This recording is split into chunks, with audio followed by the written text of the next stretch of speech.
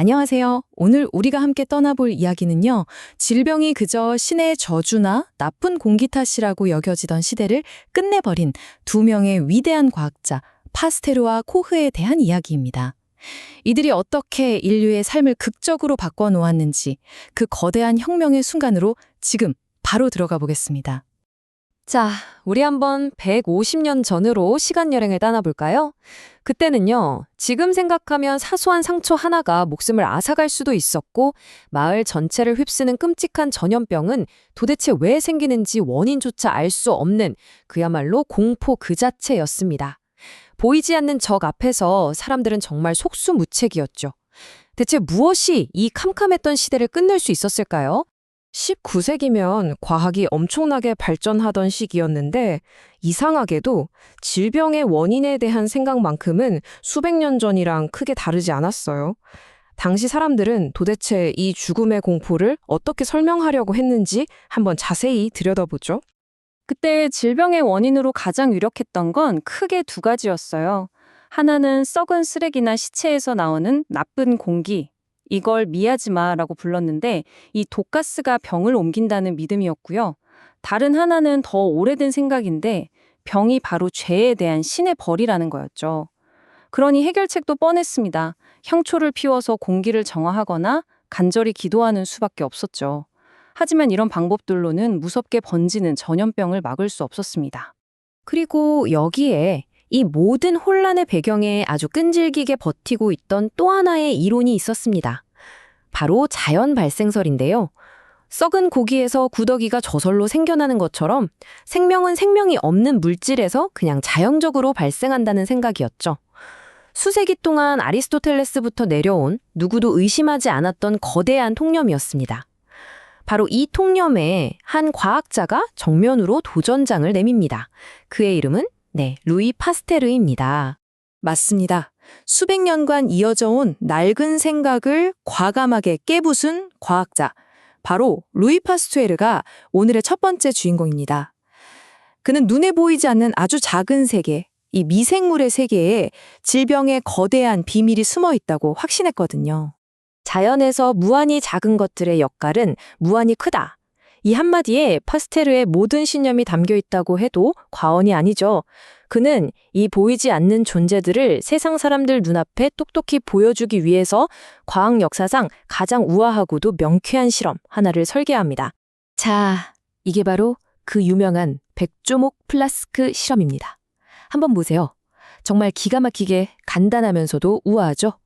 S자 모양으로 길게 뺀 목을 가진 플라스크에 고기 육수를 넣고 팔팔 끓여서 안에 있는 미생물을 싹 다 죽입니다.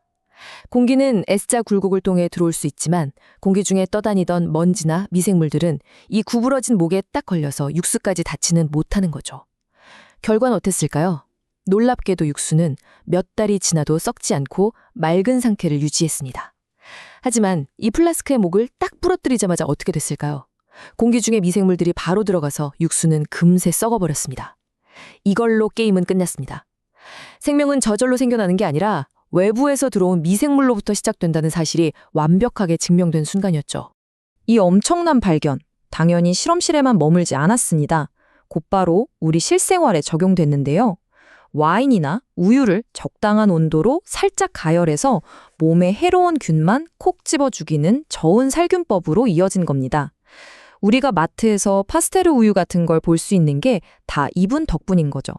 하지만 파스테르의 혁명은 여기서 끝나지 않았어요. 미생물의 존재를 증명한 걸 넘어서 이제는 그 미생물을 이용해서 질병을 막아보겠다는 더 대담한 도전을 시작하거든요. 그리고 자신의 모든 명예를 걸고 그야말로 세기의 재판과도 같은 공개 실험을 준비합니다. 상황은 이렇습니다. 1881년 프랑스 농가는 탄자병이라는 무서운 전염병 때문에 말 그대로 쑥대밭이 되고 있었어요. 이때 파스테르가 내가 독성을 약하게 만든 탄저균으로 백신을 만들었소 하고 나선 거죠. 하지만 사람들 반응은 어땠을까요? 싸늘했습니다. 아니 살아있는 병균을 몸에 넣겠다니 이게 말이 되냐는 거죠. 그야말로 그의 모든 것이 걸린 거대한 도박이 시작된 겁니다. 그 결과가 바로 이 역사적인 표 한 장에 담겨 있습니다. 파스테르는 50마리의 양을 딱 둘로 나눴어요. A그룹 25마리에게는 자신이 만든 백신을 접종했고 B그룹 25마리에게는 아무것도 주사하지 않았죠. 그리고 며칠 뒤 모든 양들에게 아주 치명적인 살아있는 탄저균을 주사했습니다. 운명의 날, 현장에 모인 모든 사람들이 숨을 죽이고 지켜봤겠죠? 결과는요? 그야말로 충격적이었습니다. 네, 100% 단 하나의 오차도 없는 완벽한 성공이었습니다. 백신에 맞았던 A그룹의 양 25마리는 모두 멀쩡하게 살아남았고 백신을 맞지 않았던 B그룹의 양들은 23마리가 죽고 2마리는 죽어가고 있었습니다.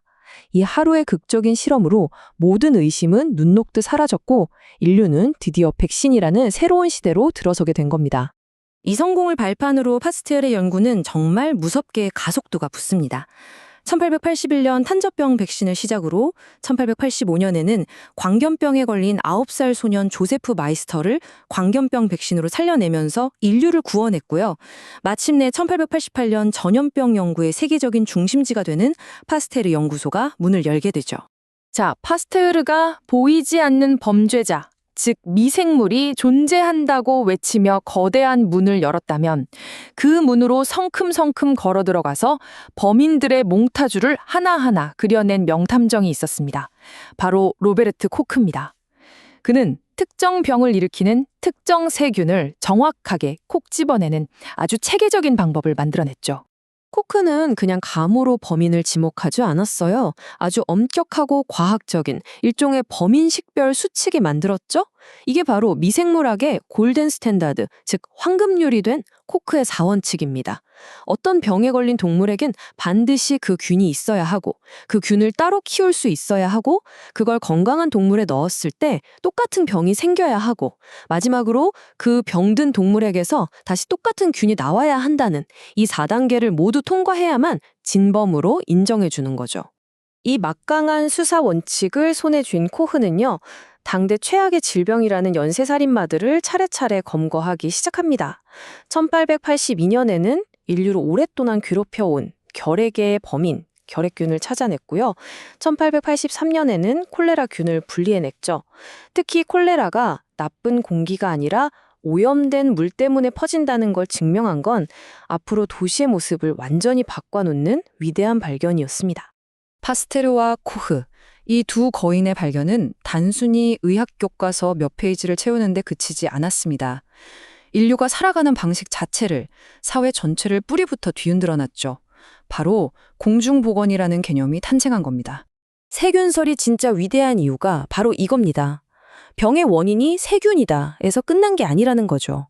그건 곧 세균을 막으면 병에 걸리지 않을 수 있다 라는 아주 구체적이고 실용적인 해결책, 즉 수많은 사람들을 살릴 수 있는 청사진을 우리 손에 쥐어준 거나 마찬가지였습니다.